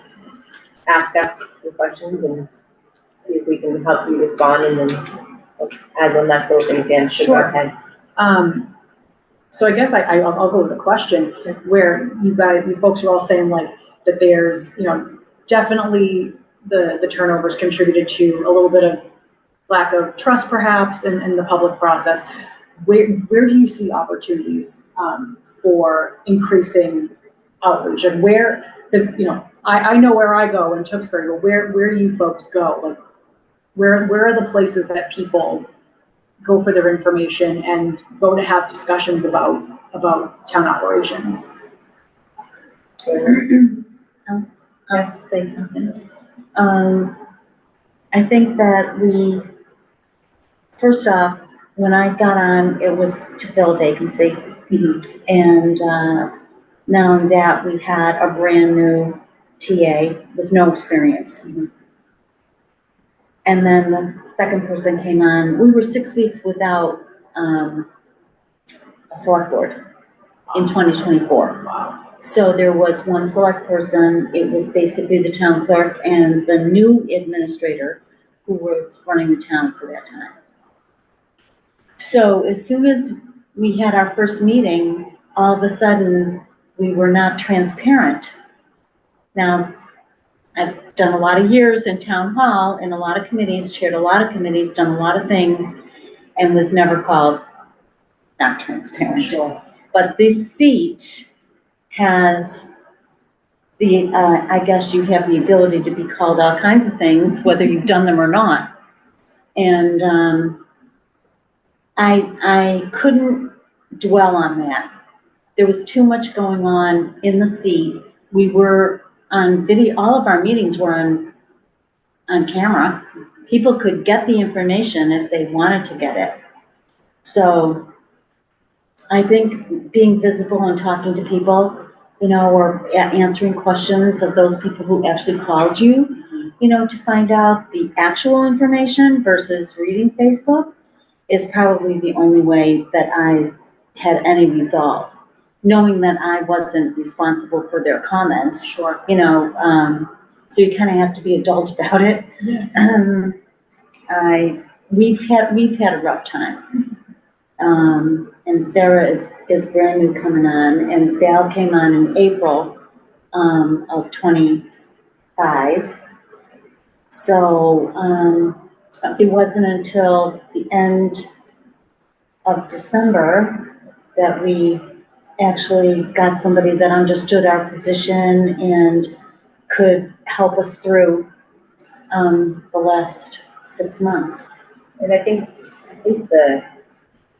we've touched on some of, the outreach that we think we could help with, Yeah. you know, in being directly, you know, in the community and, you know, having like select board hours or whatever it may be. And, you know, unfortunately, when you're putting out so many fires, and it seems that's why we need this position. Sure. To be doing all that, so then we can. We were also fortunate at our first meeting, our special town meeting. Val was not on yet. It was March 10th of 2025, where our 42 hours of working with the finance committee was blown up on town meeting floor, where they took our free cash and committed the school budget to our budget, which was not the planning that we had done for December, January, and February prior to the March meeting.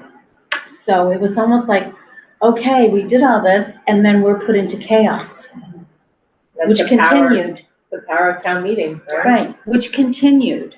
So, and with not having people that were experienced to guide us through this, it was difficult. Yeah, I'm sure. And just kind of in response to that, I mentioned to the chair during our previous meeting that one of the things that I make sure that I'm doing every day is responding to everyone who's reached out to me. Even if I don't have the answer to what they want, even if I don't have the answer that they like, I make sure that I respond. And if something can be resolved immediately, someone wants a document from a file, well, I do know that there are communities that will say, oh, file a public records request. Well, why am I gonna throw a book at them when I literally know what a piece of paper is? I can scan it to them. So I've been called brutally efficient with communications, sometimes to the point where I answer before another answer has come up, which I'm working on. But I do endeavor to be not only accessible but responsive, because I think a big issue with the image of government, capital G, but also at the local level, is that, like I mentioned earlier, that communications in an email or a voicemail, they go there to die. They don't die with me. Anybody who reaches out to me, you're going to hear back from me within 24 hours max. And that even if it's just to say, hey, I got your call, I have so-and-so looking into it, I'll get back to you when I have the answer. And even if it takes a week or two, I often find that people are appreciative that they were acknowledged and that there was follow through. Because it's easy to say, I'll check on and I'll get back to you, but then to actually do it. Just in my personal experience, I've found it difficult sometimes to find the information that I'm looking for at any given time. And I would definitely just like to see, I would love to see some sort of newsletter, whether it follows the select board meetings every 2 weeks or it's something that's done monthly, but just kind of like, a very short, brief, explanation of like what's going on, what things are being worked on. And then in addition to a newsletter, also like really posting about wins when you get a grant, when something great happens, when a project is completed, and, showing the good side as well as the work that is being done. And the work's not always great and not always, we're making decisions that, we don't always want to make, but we have to work within the confines of the budget that we have. So, but just really just putting it out there simply, not, this long thing that makes it difficult to understand, but very simply. Yeah. And I know that we're on TV and everything all the time, but people have jobs and kids and sports. They can't watch and a 2-hour meeting. they You shouldn't cannot expect them to either. No. Yeah. So they can't be here. They can't be watching all the time. So getting it out there so that people don't have to go search for it, that it's readily available, whether it's the website, Facebook, posting somewhere else, and it's digestible. Yep, that's certainly something that I've seen a lot of area town managers implement.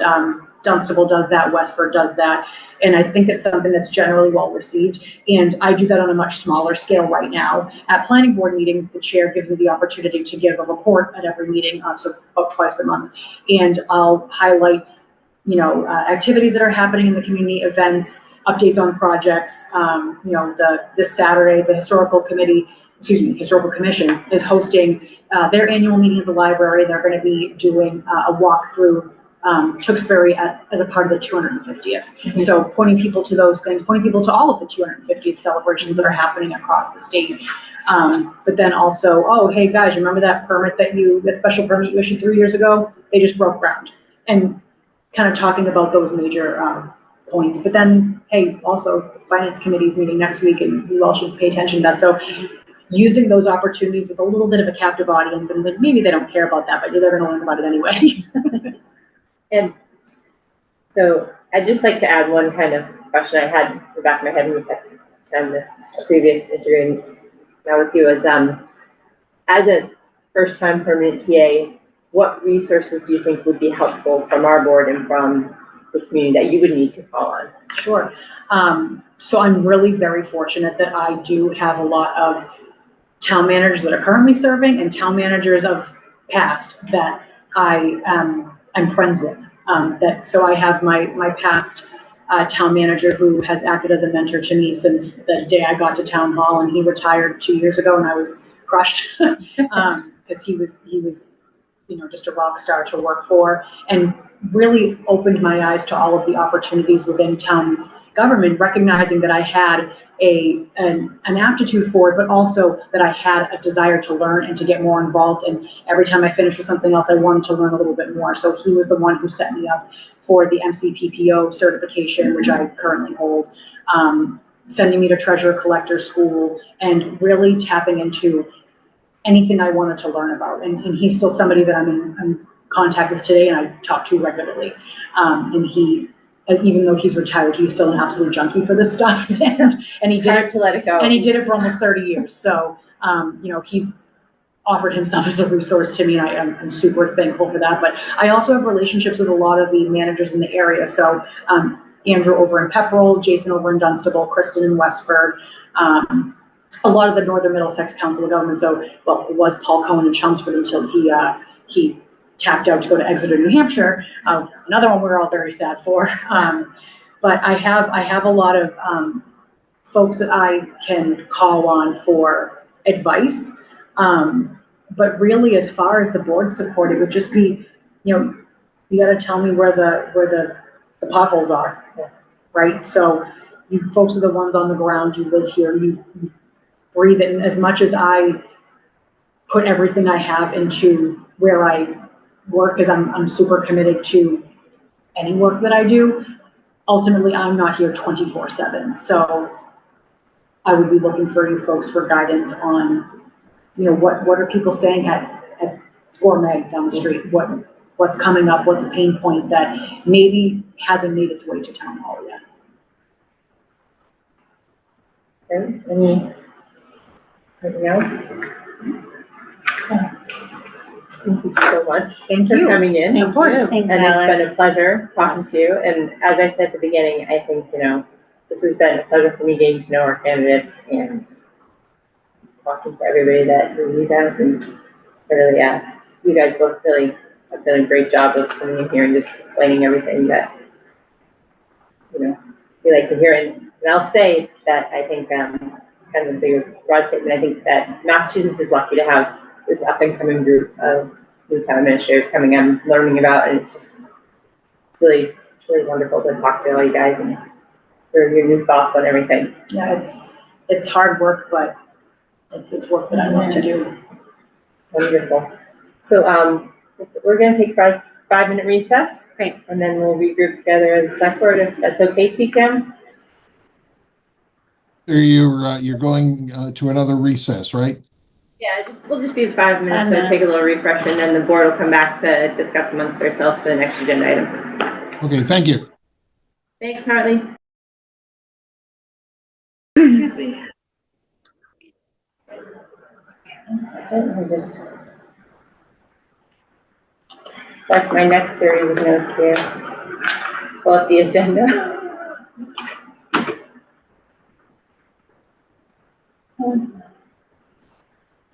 So that was wonderful. Very Yes, it exciting, was. very exciting. Good job. I think everybody. Great job. The, screening committee did a great job. Jay and the police chief and my reductor were instrumental in the process, really, and He was but thank you to both of them as well. Yep. Exactly. Give me 1 second, apparently I was logged out of SharePoint during that time frame, so let me just pull that back up. So, 4.2, board deliberation on town administrator candidates. So, I'm just gonna open another little thing here. Did you call back to order? Oh, yes, I'm sorry. Resuming at 7:02, we've been past for a brief minute. So I'm gonna invite the board to have some thoughtful comments on candidates' strengths and what they feel they can contribute to this town.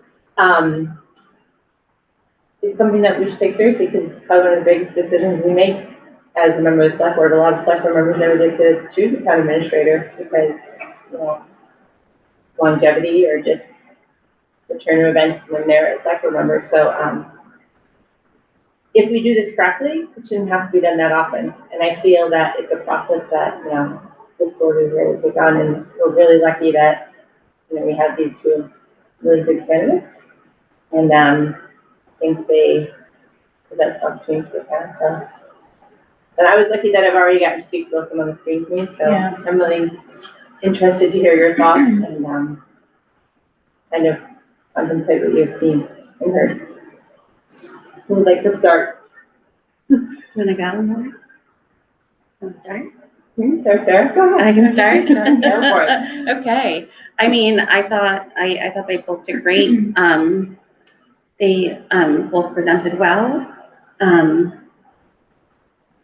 You know, Alex is coming from a much larger town where it seems things have been very successful there, and she's been able to do a lot of implementation of projects.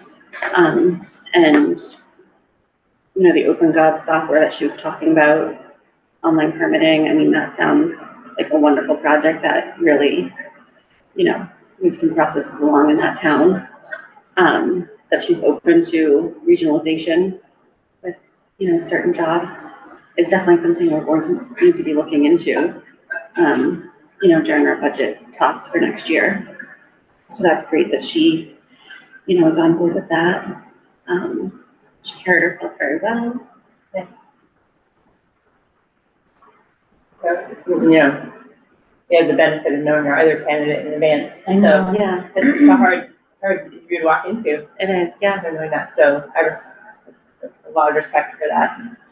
And I agree with you. I think I've said it so many times that any town is lucky to have either of these candidates. Yeah, I agree. 100%. I do. I have a little concern that maybe she doesn't know maybe all the nuance with regards to the budget, or didn't do a deep enough dive into the budget, and how difficult this year is probably going to be. As our interim town manager pointed out at annual town meeting, like there are going to be a lot of tough decisions for next annual town meeting that have to be made. Was she at our town, at our annual meeting? I'm not sure. I was very occupied. I'm sorry, Laura, I didn't hear you. I asked if she was at the meeting, Oh, if she did attend. I didn't ask her a clarify check, I asked her. But, I did feel that it's very enthusiastic, you know, about everything that she has done and what she'd like to do, and she presents herself very well. It's hard not to like her. absolutely. And recognize all that. Sitting in the seat that I've sat in since I got in and what I have gone through with the TA position, it feels more comfortable knowing Karen and what he's been able to do in the short period of time that he's been here. It's a little scary for me to think of It's fine to yeah. not continuing with what he's done and knowing that he even came into this position with what he knew was happening. I think that guys did a great job. And, if it wasn't, it might be different if he was already not working for us, you know, and we already have had the experience of some very good things that have happened, you know, since he's been with us. I just feel that my allegiance, I guess, would be for the town's benefit is to stay with him. I think there's an aspect of this too that, as we've all acknowledged, I think both these candidates really have a lot of potential with the town. There's a certain amount of transition that's going to happen when we, you know, for a full-time town administrator, it's possible.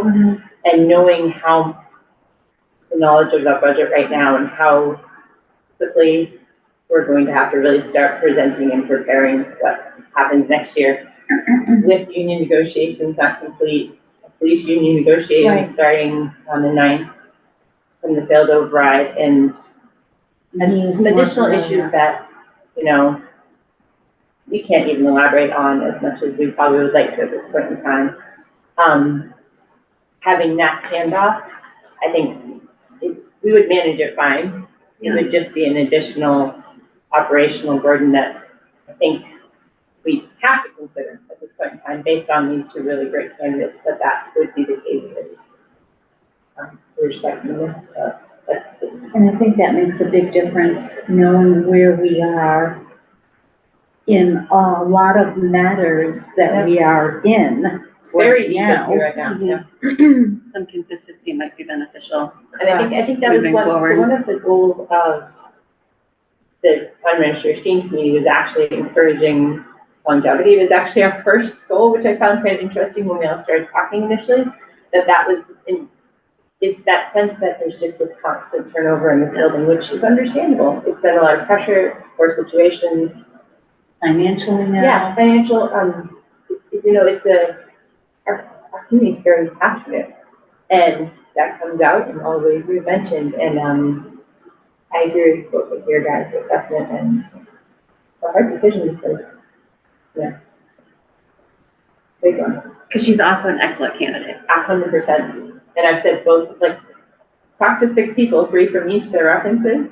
Yeah, like, geez, can we just hire them both? But, you know, I think there's, as I've said to a couple people, you know, with a lot of older town administrators facing retirement, there's this newer group of individuals that are really dedicated to public service, and it's very, very optimistic for, you know, 320 some odd communities in Commonwealth to know that these people are stepping into these roles, and any town can benefit from this much enthusiasm and, you know, hard work. And it's going to be a lot to learn. I think both of these candidates, you know, Alex hasn't been in TA, Karen's been one for 6 months. There's a lot there, but I think that's where our board and, you know, our spring teams can help.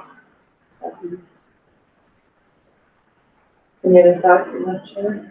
Well, just that in our position, with us knowing what we have to deal with in the next few months,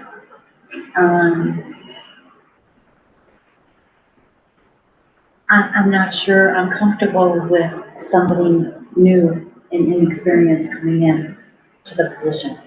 Having been with somebody who was inexperienced in the position and not having the guidance that we needed to get through what we needed to get through.